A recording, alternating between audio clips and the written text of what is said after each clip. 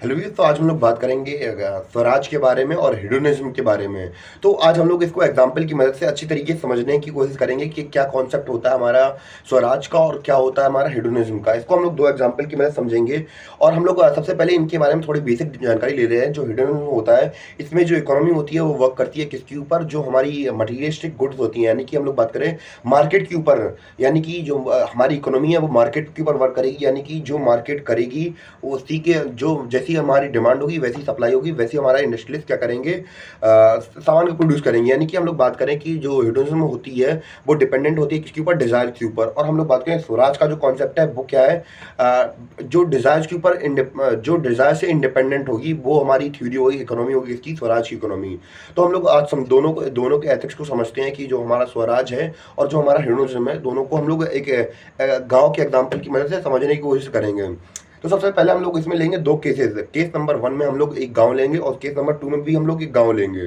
तो हम लोग देखेंगे कि ये दोनों कैसे वर्क करते हैं, कैसे कैसे इनके लिए अलग अलग इंस्टीट्यूशंस बनते हैं और कैसे कैसे चीज़ें होंगी। तो हम लोग आज इसके मदद एग्जाम्पल की मदद से समझते हैं।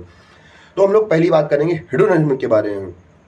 तो इसमें क्या होगा, हम लोग बात करें कि आदमी जो हमारी इकोनॉमी है वो वर्क कर रही है किसके ऊपर, डिजायर्स के ऊपर। तो इसमें आदमी बहुत ज़्यादा सेल्फिश होगा और इसे क्या, हम लोग बात करें कैपिटलिस्ट होगा। और हम लोग बात करें दूसरों को गिराने की कोशिश करेगा, दूसरे से फायदा लेने की कोशिश करेगा। इस कॉन्सेप्ट के अंदर ये होगा। तो हम लोग स्टार्ट करते हैं। तो केस नंबर 1 हम लोग लेंगे हेडोनिज्म का और केस नंबर 2 लेंगे हम लोग किसका, जो हमारा स्वराज है उसका एग्जाम्पल लेंगे। तो हम लोग पहले बात करें हेडोनिज्म की।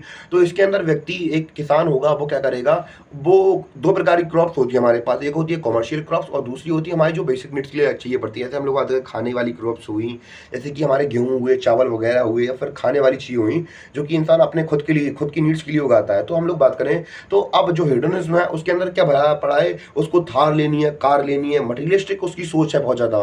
बंगला लेना है, पैसा लेना है और उसके पास बहुत सारा पैसा हो, बहुत सारा पैसा हो। तो इसलिए वो क्या करेगा, क्योंकि जो कमर्शियल क्रॉप्स होती है उनकी ज़्यादा कीमत मिलती है, वो ज़्यादा से ज़्यादा क्या उगाएगा, वो उगाएगा कि हमारे कमर्शियल क्रॉप। तो कमर्शियल क्रॉप में उगाई उसने, मान चलिए एग्जाम्पल हम लोग इसको रिलेट करेंगे कब, जब गांधी जी की बात कर रहे हैं, स्वराज का नाम ले लिया है तो गांधी जी की बात कर रहे हैं, तो हम लोग बात करेंगे 1890 सेंचुरी की।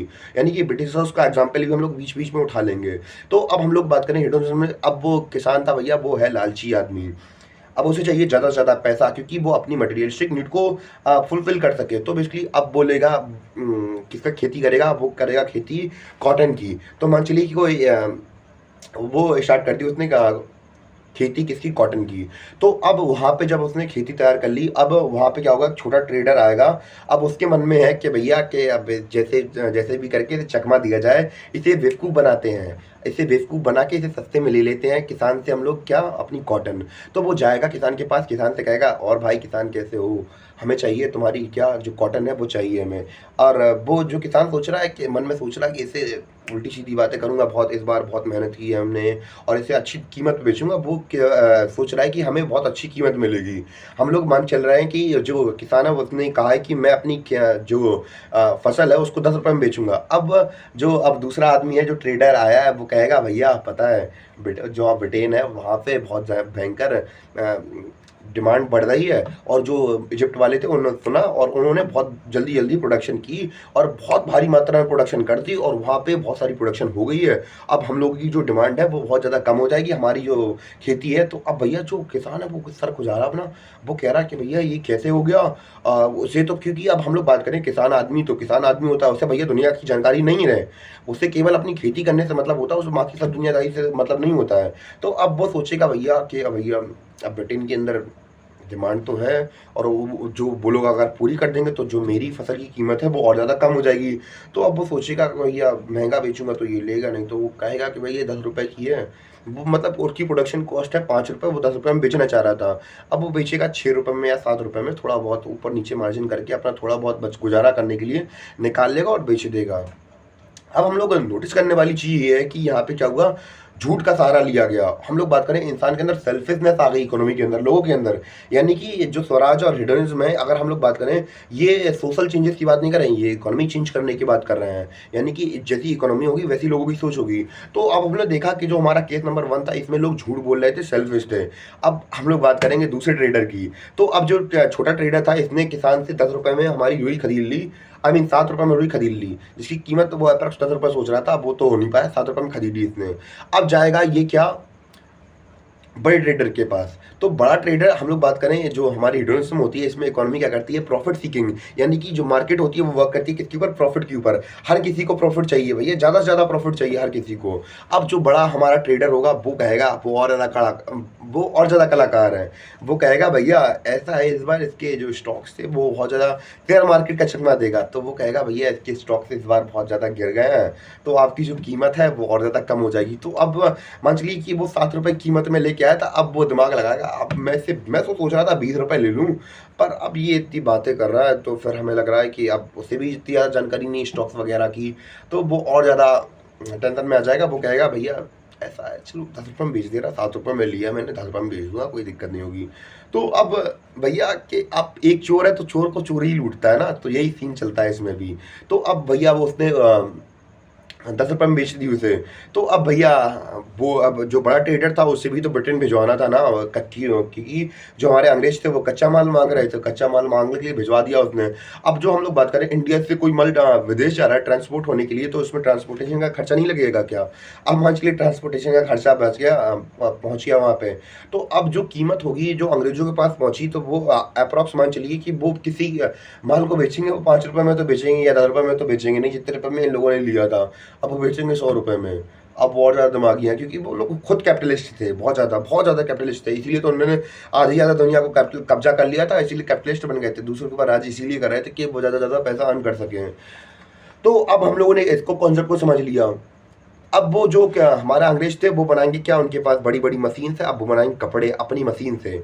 तो अब जो उन्हें रुई मिली थी, अब वो जो 5 रुपए की रुई थी अब उन्होंने बनाए 2 जोड़ी कपड़े। अब वो कपड़े बेचेंगे कितने रुपए में? 150 रुपए में, यानी कि 100 रुपए 150 या 200 रुपए में बेच देंगे। अब वो कपड़ा घूम के आएगा फिर वापस इंडिया की मार्केट में और जाएगा किसके पास? उसी किसान के पास जिसने रुई बनाई थी। तो अब रुई बनाई थी तो जब उसने रुई बनाई तो रुई बनाई थी 5 रुपए में बेची थी, अब वो कपड़ा मिल रहा है उसे कितने रुपए में? 200 रुपए में कपड़ा मिल रहा है। अब वो सोच रहा है दिवाली आई घर में आई तो वो सोच रहा है कि भैया कि दिवाली आ गई है, बच्चों के लिए कपड़े लेने हैं, खुद के लिए भी कपड़े लेने हैं। तो अब वो कह रहा है कि मेरे पास तो 200 रुपये हैं कपड़ों के लिए, तो चलो एक एक जोड़ी ले रहा हो, ज़्यादा नहीं लूँगा क्योंकि पैसा है नहीं इतना ज़्यादा मेरे पास। तो आप लोगों ने देखा कि इस प्रकार उसके पास एक 5 रुपये का डिमांड में कैसे कैसे मनी सर्कुलेट हुई। और इस जो इकोनॉमी थी हेडोनिज्म की, जो इकोनॉमी थी जो हेडोनिज्म को फॉलो कराई थी, इस इकोनॉमी के अंदर क्या हो रहा था, लोगों के अंदर ग्रीड थी, सेल्फिशनेस थी और झूठ बोल रहे थे लोग बहुत ज़्यादा। और हम लोग अब समझते हैं किसका बारे में कि अब इसके लिए इंस्टीट्यूशन कैसे कैसे ओपन होंगे। सबसे पहले हम लोग बात करें इंस्टीट्यूशन कैसे कैसे ओपन होंगे, तो अब हम लोग बात करें कि जैसे हम लोगों ने बहुत सारी प्रोडक्शन कर ली, अब ज़्यादा से ज़्यादा आदमी क्या करेगा, अब उसे जो किसान होता था तो उससे ज़्यादा से ज़्यादा प्रोडक्शन करेगा, तो इसके लिए वो क्या करेगा, ज़्यादा से ज़्यादा क्या करेगा, अपना माल उगाएगा। तो माल उगाएगा, माल उगाने के बाद बेचेगा। तो अब इसके लिए क्या करेगी सरकार, ग्रैंडरीज यानी कि हम लोग बात करें कि गोदाम खोल देगी। जब गोदाम खोलेगी तो इसकी गोदाम की सुरक्षा के लिए लोग भी तो चाहिए पड़ेंगे, तो गोदाम की सुरक्षा के लिए पुलिस भी होगी वहाँ पे, और स्टोरेज के लिए गोदाम भी बनाने पड़ेंगे। अब गोदाम की सुरक्षा के लिए ये बना दिया, तो अब वो उसे कोई धांधलेबाजी ना करे, यानी कि हम लोग बात करें कोई जैसे कि हम लोग बात करें ट्रेडर वन ने ट्रेडर उससे किसान से जब सामान लिया था तो उसने बेईमानी करके लिया था, तो ऐसा कोई ना करे। इसके लिए जो गवर्नमेंट है वो क्या करेगी, जुडिशरी का इन्वेंशन कर देगी। तो इस प्रकार हम लोग देखते हैं आजकल की इकोनॉमी में जुडिशरी का भी रोल इंपॉर्टेंट हो गया है, क्योंकि भैया जब आदमी बेईमानी करेगा तो फिर बेईमानी रिजॉल्व करने के लिए भी तो लोग होने चाहिए, फिर लॉ एंड ऑर्डर को मेंटेन करने के लिए पुलिस वाले भी चाहिए। तो जो हमारा एग्जीक्यूशन है वो भी आ जाएगा, और लोग एक दूसरे की बात मानेंगे ही नहीं, वो अपने मन से चल रहा है तो इसलिए उनके लिए कानून भी बनाने पड़ेंगे, तो लेजिस्लेशन की जरूरत भी पड़ेगी। तो एक तरीके से हम लोग समझ सकते हैं जो आजकल का जो हमारा कॉन्सेप्ट चल रहा है गवर्नमेंट का, तो वो हेडोनिज्म की थ्योरी पर एक तरीके से एग्जाम्पल थोड़ा बहुत एग्जाम्पल की तरह लेके ऐसे चल सकते हैं।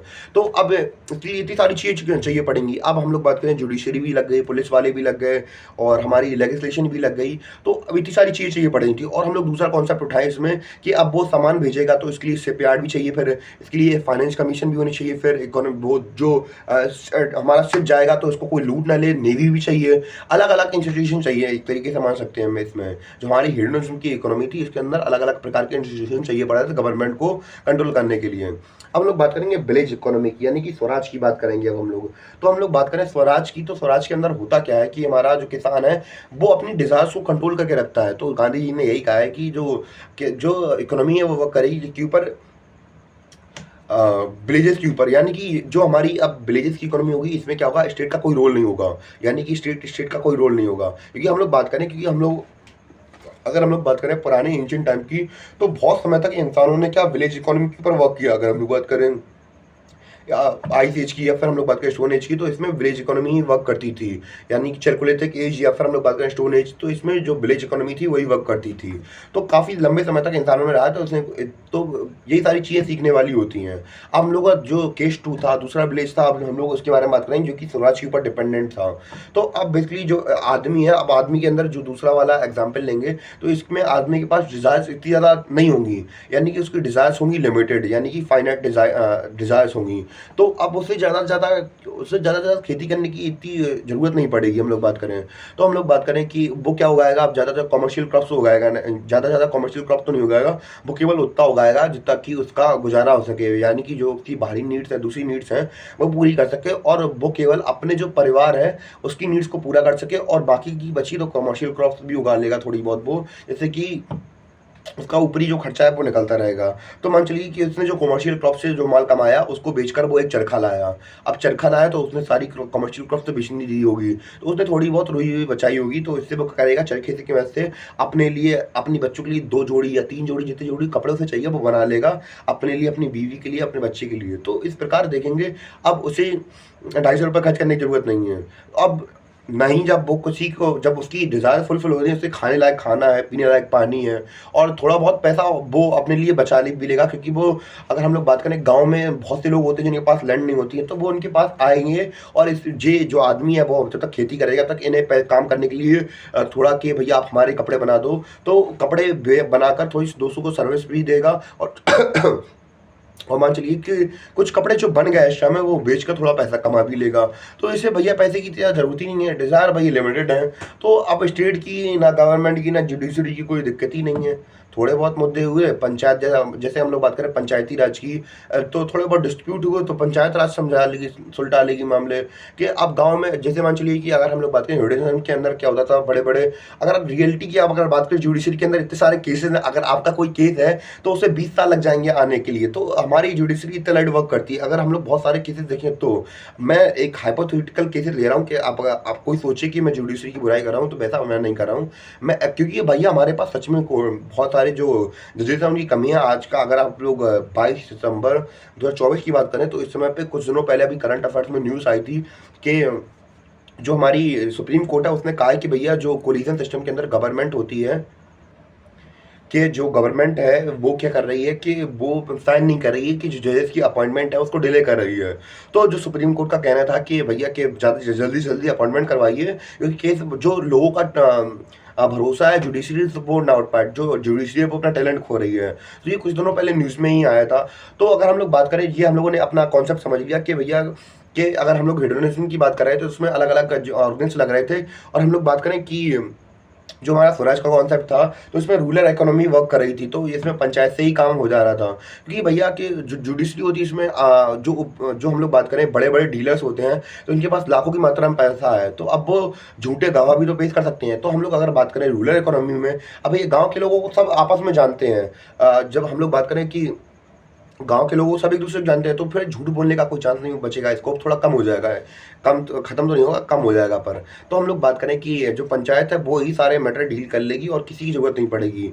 और इस प्रकार हम लोगों ने देखा कि अलग-अलग कॉन्सेप्ट समझ के देखा कि अगर हम लोग अपनी डिज़ायर फुलफ़िल ना करें, तो हमें कोई ज़्यादा दिक्कत नहीं होगी। क्योंकि अगर हम लोग स्वराज के कॉन्सेप्ट में हम लोग देखें कि अब हमें इससे फ़ायदे क्या-क्या मिलेंगे, तो जैसे कि हम लोग बात करें कि इंडस्ट्रीज़ और हमारी फैमिलीज़ वगैरह कैसी होंगी, तो इसमें जो समाज होगा, कम्युनिटीज़ होगा, वो एक-दूसरे के क्लोज़ होगा। किसके अंदर? स्वराज इकोनॉमी के अंदर। कैसे-कैसे क्लोज़ होगा? क्योंकि भैया आदमी के पास लिमिटेड डिज़ायर्स है, उसको ज़्यादा से ज़्यादा काम नहीं करना, मतलब काम नहीं करना पड़ेगा।